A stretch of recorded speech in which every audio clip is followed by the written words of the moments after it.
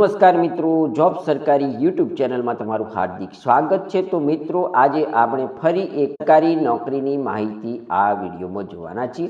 આ નોકરી છે મદદનીશ કેળવણી નિરીક્ષક વર્ગ 3 ની ભરતી કરવા માટે ગુજરાત રાજ્ય પરીક્ષા બોર્ડ દ્વારા જાહેરાત પ્રસિદ્ધ કરવામાં આવી છે। મદદનીશ કેળવણી નિરીક્ષક વર્ગ 3 ની ભરતીમાં એપ્લાય કેવી રીતના કરવાનું છે, પરીક્ષા પદ્ધતિ શું છે, એજ્યુકેશન કેટલું હોવું જોઈએ વગેરે માહિતી આપણે આ વિડીયોમાં જોઈશું। ચાલો આપણે આ ભરતી બાબતેની સંપૂર્ણ માહિતી આ વિડીયોમાં જોઈએ। રાજ્ય પરીક્ષા બોર્ડ ગુજરાત રાજ્ય સેક્ટર 21 ગાંધીનગર દ્વારા મદદનીશ કેળવણી નિરીક્ષક એપ્ટિટ્યુડ ટેસ્ટ વર્ગ 3 પ્રાથમિક શાળાઓ માટે 2026 જાહેરનામું પ્રસિદ્ધ કરવામાં આવેલું છે। મિત્રો, અહીં ભરતી કરવા માટેના અલગ અલગ ઠરાવો આપણને જોવા મળે છે।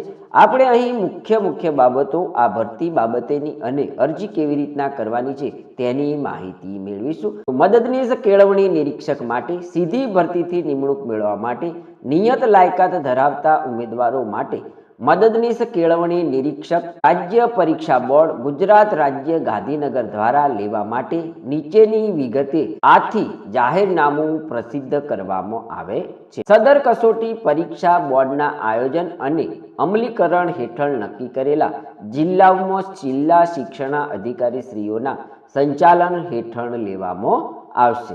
મિત્રો, મદદનીશ કેળવણી નિરીક્ષક એપ્ટિટ્યુડ ટેસ્ટ 2026 પરીક્ષાનો કાર્યક્રમ અહીં આપણને આપવામાં આવ્યો છે તે જોઈએ તો ક્રમ નંબર 1 ની અંદર જાહેરનામું બહાર પડવાની તારીખ 13/1/2026 ના રોજ આ ભરતી માટેનું જાહેરનામું પ્રસિદ્ધ કરવામાં આવ્યું છે। ક્રમ નંબર 2 ની અંદર વર્તમાન પત્રોમાં કસોટી અંગે જાહેરાત પ્રસિદ્ધ થવાની તારીખ છે 14/1/2026। ક્રમ નંબર 3 ની અંદર ઉમેદવારો માટે રજીસ્ટ્રેશન ફોર્મ ઓનલાઈન ભરવાનો સમયગાળો જોઈએ તો તારીખ 15/1/2026 થી 27/1/2026 સુધી ઉમેદવારો અહીં ઓનલાઈન રજીસ્ટ્રેશન ફોર્મ ભરી શકે છે।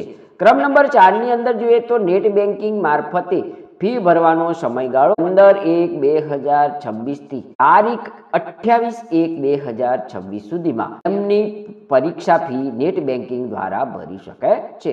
ક્રમ નંબર 3 ની અંદર પ્રાથમિક પરીક્ષાની સંભવિત તારીખ 1/3/2026 ના રોજ આ પરીક્ષા લેવામાં આવશે। ક્રમ નંબર 6 ની અંદર મુખ્ય પરીક્ષાની સંભવિત તારીખ એપ્રિલ અથવા મે માં મુખ્ય પરીક્ષા લેવામાં આવશે। મિત્રો, આ જગ્યા ઉપર અરજી કરવા માટેની શૈક્ષણિક લાયકાત શું હોવી જોઈએ તેની માહિતી અહીં આપવામાં આવી છે તે જોઈએ તો મદદનીશ કેળવણી નિરીક્ષક એપ્ટિટ્યુડ ટેસ્ટ 2026 માટેની લાયકાત નીચે પ્રમાણે છે। ઉમેદવાર કેન્દ્ર અથવા રાજ્ય સરકાર દ્વારા માન્યતા પ્રાપ્ત યુનિવર્સિટી અથવા સંસ્થામાંથી આર્ટ્સ, સાયન્સ કે કોમર્સની ડિગ્રી ધરાવતા હોવા જોઈએ।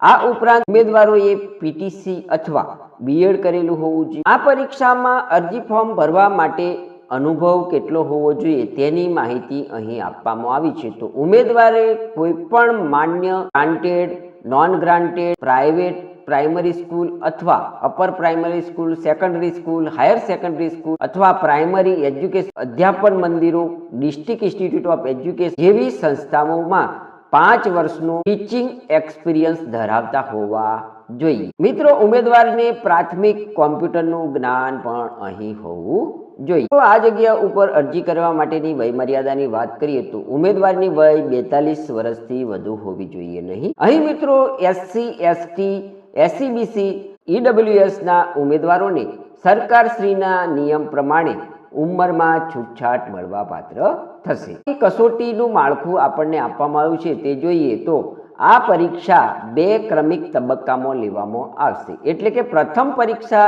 પ્રિલિમિનરી એક્ઝામ હશે જે ઓબ્જેક્ટિવ ટાઈપ પ્રકારની હશે અને તેના માર્ક્સ સેકન્ડ પરીક્ષામાં ગણવામાં આવશે નહીં।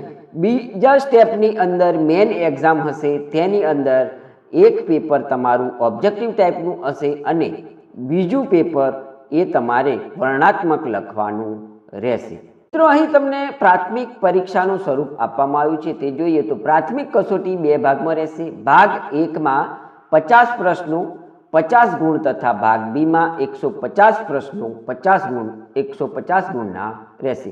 આ કસોટીમાં કુલ 200 પ્રશ્નો રહેશે। અને પ્રશ્નપત્રનો સળંગ સમય 120 મિનિટનો રહેશે. આ કસોટી બહુવિકલ્પ સ્વરૂપની મલ્ટિપલ ચોઇસ ક્વેશ્ચન OMR આધારિત રહેશે. આ કસોટીના બંને વિભાગનું સળંગ એક જ પ્રશ્નપત્ર રહેશે. દરેક પ્રશ્નનો 1 ગુણ રહેશે. દરેક પ્રશ્નના ઉત્તરમાં 4 વિકલ્પ આપેલા હશે, તેમાંથી સાચો વિકલ્પ પસંદ કરવાનો રહેશે. આ કસોટીના મૂલ્યાંકનમાં ખોટા જવાબ દીઠ 0.25 ગુણ માઇનસ એટલે કે નકારાત્મક મૂલ્યાંકન રહેશે. પ્રાથમિક કસોટી ફક્ત સ્ક્રીનિંગ ટેસ્ટ માટે છે. પ્રાથમિક કસોટીમાં ઉમેદવારે મેળવેલા ગુણ આખરી પસંદગી માટે ધ્યાનમાં લેવામાં આવશે નહીં. આખરી પરિણામ માત્ર મુખ્ય પરીક્ષાના આધારે નિયત કરવામાં આવશે.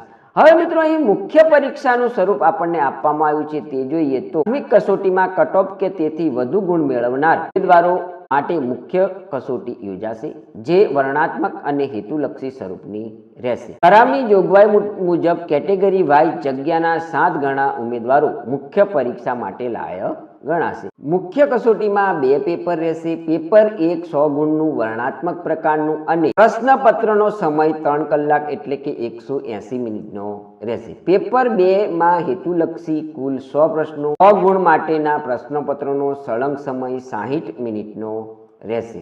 દરેક પ્રશ્નનો 1 ગુણ રહેશે. દરેક પ્રશ્નના ઉત્તરમાં 4 વિકલ્પ આપેલા હશે, તેમાંથી સાચો વિકલ્પ પસંદ કરવાનો રહેશે. આ કસોટીના મૂલ્યાંકનમાં ખોટા જવાબ દીઠ 0.25 ગુણ નકારાત્મક મૂલ્યાંકનના રહેશે. આખરી પરિણામ માત્ર મુખ્ય પરીક્ષાને આધારિત નિયત કરવામાં આવશે. મિત્રો અહીં લઘુત્તમ લાયકી ગુણ કેટલા તમારે લાવવાના રહેશે તેની માહિતી આપવામાં આવી છે. તો પ્રાથમિક પરીક્ષા તથા મુખ્ય પરીક્ષા માટે ઉમેદવારે આપેલી પરીક્ષામાં જનરલ કેટેગરી માટે ઓછામાં ઓછા 40% ગુણ અને અનુસૂચિત જાતિ, અનુસૂચિત જનજાતિ, સામાજિક શૈક્ષણિક રીતે પછાત વર્ગ, આર્થિક રીતે નબળા વર્ગ અને શારીરિક અપંગતા ધરાવતા ઉમેદવારોના કિસ્સામાં ઓછામાં ઓછા 35% ગુણ નિયત કરવામાં આવેલા છે. મિત્રો અહીં assistant education inspector class 3 AEIAT direct recruitment માટે જે પરીક્ષા લેવાની છે તેનો અહીં સિલેબસ તમને આપવામાં આવ્યો છે. તો તમારે આ જાહેરાતની PDF ને ડાઉનલોડ કરી સિલેબસ પ્રમાણે જ આ પરીક્ષાની તૈયારી કરવાની રહેશે. અહીં તમને બંને પરીક્ષાઓનો સિલેબસ આપવામાં આવ્યો છે, તે તમારે જોઈ લેવાનો રહેશે. મિત્રો અહીં પરીક્ષા ફી કેટલી ભરવાની છે તેની માહિતી આપવામાં આવી છે તે જોઈએ તો SC, ST, SCBC, PH અને EWS કેટેગરીના ઉમેદવારોએ પરીક્ષા ફી 250 વત્તા 18% GST, જ્યારે સામાન્ય કેટેગરીના ઉમેદવારો માટેની પરીક્ષા ફી 350 રૂપિયા વત્તા 18% GST ભરવાની રહેશે. આ ઉપરાંત સર્વિસ ચાર્જ અલગથી રહેશે. કોઈપણ સંજોગોમાં ભરેલી ફી પરત કરવામાં આવશે નહીં. મુખ્ય પરીક્ષા માટે લાયક ઉમેદવારોએ અલગથી ફી ભરવાની રહેશે. પરીક્ષા માટેના પરીક્ષા કેન્દ્રોની માહિતી અહીં આપવામાં આવી છે. તો પરીક્ષા માટે નોંધાયેલા ઉમેદવારોની સંખ્યા તથા પરીક્ષાલક્ષી વહીવટી અનુકૂળતા અનુસાર રાજ્ય પરીક્ષા બોર્ડ દ્વારા ગુજરાત રાજ્યમાં જ કસોટી પરીક્ષા કેન્દ્રો નક્કી કરવામાં આવશે. ઉમેદવારે બોર્ડ દ્વારા ફાળવવામાં આવેલ પરીક્ષા કેન્દ્ર પર સ્વખર્ચે પરીક્ષા આપવા ઉપસ્થિત રહેવાનું રહેશે. પ્રશ્નપત્રના માધ્યમની અહીં માહિતી આપવામાં આવી છે તે જોઈએ તો પ્રશ્નપત્રનું માધ્યમ ગુજરાતી રહેશે. અહીં મિત્રો આ પરીક્ષા બાબતેની અગત્યની સૂચનાઓ આપણને આપવામાં આવી છે તે જોઈએ તો ફોર્મ ભરવાની છેલ્લી તારીખ પછી વેબસાઇટ નિયમિત જોતા રહેવું આવશ્યક છે. પરીક્ષા સંબંધી વિગતોની સતત માહિતગાર થવા માટે તમારે www.scbexam.org વેબસાઇટ જોતા રહેવાનું રહેશે. ઓનલાઈન અરજીપત્રકમાં દર્શાવેલી વિગતો અંગે રાજ્ય પરીક્ષા બોર્ડ દ્વારા ખરાઈ કરવામાં આવતી નથી. આથી વ્યક્તિગત માહિતી, શૈક્ષણિક લાયકાત, અનુભવ તેમજ અન્ય વિગતો માટે ઉમેદવાર પોતે જ જવાબદાર રહેશે. સૂચના નંબર 4 જોઈએ કે આ કસોટી માટે રાજ્ય પરીક્ષા બોર્ડ ગાંધીનગર દ્વારા આવેદનપત્ર ઓનલાઈન ભરવામાં આવે છે અને તેમાં જે માહિતી માંગેલ હોય તે માહિતીની વિગતો ઉમેદવાર દ્વારા છુપાવવામાં આવી હોય અથવા ખોટી માહિતી આપવાનું બોર્ડને માલુમ પડશે તો તેવા ઉમેદવારોના પરિણામ રદ કરવાનો નિર્ણય અધ્યક્ષશ્રી રાજ્ય પરીક્ષા બોર્ડ લેશે. પરીક્ષાલક્ષી તમામ બાબતો માટે અધ્યક્ષશ્રી રાજ્ય પરીક્ષા બોર્ડનો નિર્ણય આખરી ગણાશે. ઉમેદવાર પોતે ભરેલ ફોર્મની વિગત સાચી છે તેવું પ્રમાણપત્ર ઓનલાઈન આપવાનું રહેતું હોય. જો કોઈ ખોટી વિગત રજૂ કરશે તો તેનું ફોર્મ રદ કરવા પાત્ર બનશે તથા તેની સામે ફોજદારી ગુનો બનશે. સૂચના નંબર 6 જોઈએ કે વ્યક્તિગત માહિતી, શૈક્ષણિક લાયકાત, અનુભવ તેમજ અન્ય વિગતોની ચકાસણી ભરતી પસંદગી સમિતિ દ્વારા કરવામાં આવશે અને આ અંગે ભરતી પસંદગી સમિતિનો નિર્ણય આખરી ગણવામાં આવશે. 7મા નંબરની સૂચના જોઈએ કે અનુસૂચિત જાતિ તેમજ અનુસૂચિત જનજાતિના કિસ્સામાં સક્ષમ અધિકારીનું જાતિનું પ્રમાણપત્ર હોવું જરૂરી છે. અહીં મિત્રો સામાજિક શૈક્ષણિક રીતે પછાત વર્ગના ઉમેદવારો માટે રાજ્ય સરકાર દ્વારા નક્કી કરેલા સક્ષમ અધિકારીશ્રીનું સામાજિક અને શૈક્ષણિક રીતે પછાત જાતિ પ્રમાણપત્ર તથા સામાજિક અને શૈક્ષણિક રીતે પછાત વર્ગ માટે સામાજિક ન્યાય અને અધિકારીતા વિભાગના ઠરાવ અને આ અંગે વખતોવખતના ઠરાવ મુજબનું સક્ષમ અધિકારીનું ઉન્નત વર્ગમાં સમાવેશ ન થતો હોવાનું પ્રમાણપત્ર હોવું જોઈએ. ઉમેદવારે વેબસાઇટ પર ઓનલાઈન ભરેલ ફોર્મની પ્રિન્ટ કાઢીને જરૂરી આધારો જેવા કે પરીક્ષા ફી ભર્યાની સ્લીપ, જાતિ પ્રમાણપત્ર, આર્થિક રીતે નબળા વર્ગ, ઉન્નતિ વર્ગમાં સમાવેશ થતો ન હોવાનું પ્રમાણપત્ર અને શારીરિક અપંગતા અંગેનું પ્રમાણપત્ર પૈકી ઉમેદવારોને લાગુ પડતું હોય તેવા આધારો પોતાની પાસે રાખવાના રહેશે. જ્યારે જરૂરિયાત ઉપસ્થિત થાય ત્યારે ઉમેદવારે તે રજૂ કરવાના રહેશે. જે ઉમેદવારો નિયત પરીક્ષા ફીની પે સ્લીપની રસીદ મેળવેલ હશે તે જ ઉમેદવારો પોતાની કમ્પ્યુટરાઇઝ હોલ ટિકિટ, પોતાનો કન્ફર્મેશન નંબર અને જન્મ તારીખ નાખી ડાઉનલોડ કરી શકશે. મિત્રો અહીં આ પરીક્ષા બાબતેની મહત્વની સૂચનાઓ આપણને આપવામાં આવી છે. હવે મિત્રો છેલ્લે અહીં આપણે મદદનીશ કેળવણી નિરીક્ષક વર્ગ 3ની સીધી ભરતીના માંગણા પત્રક અહીં આપણને આપવામાં આવ્યું છે. તો કયા જિલ્લામાં કેટલી જગ્યાઓ છે તેની માહિતી અહીં તમને આપવામાં આવી છે. તો તમારે આ માહિતી પોતાના જિલ્લા પ્રમાણે જોઈ લેવાની છે અને તમે જે કેટેગરીમાં આવતા હોય તે પણ અહીં જોઈ લેવાની રહેશે. તો મિત્રો આ હતી મદદનીશ કેળવણી નિરીક્ષક વર્ગ 3ની જે ભરતી કરવા માટે પરીક્ષા લેવાની છે તેની માહિતી આપતો વિડીયો. જો તમે આ જગ્યા ઉપર અરજી કરવા માંગતા હોય જરૂરથી આ જાહેરાતને ડાઉનલોડ કરી તેનો સંપૂર્ણ અભ્યાસ કર્યા પછી તમારે અરજી કરવાની રહેશે. તો મિત્રો આ હતી મદદનીશ કેળવણી નિરીક્ષક એપ્ટિટ્યૂડ ટેસ્ટ AEIAT વર્ગ 3 પ્રાથમિક શાળાઓ માટે જાહેરાતમાં અરજી કેવી રીતના કરવાની છે તેની માહિતી આપતો વિડીયો. જો તમને આ માહિતી સભર વિડીયો પસંદ આવ્યો હોય તો અમારી YouTube ચેનલ જોબ સરકારીને જરૂરથી સબસ્ક્રાઇબ કરો, વિડીયોને લાઇક કરો અને તમારા મિત્રોને પણ આ વિડીયો શેર કરો. ધન્યવાદ, આભાર.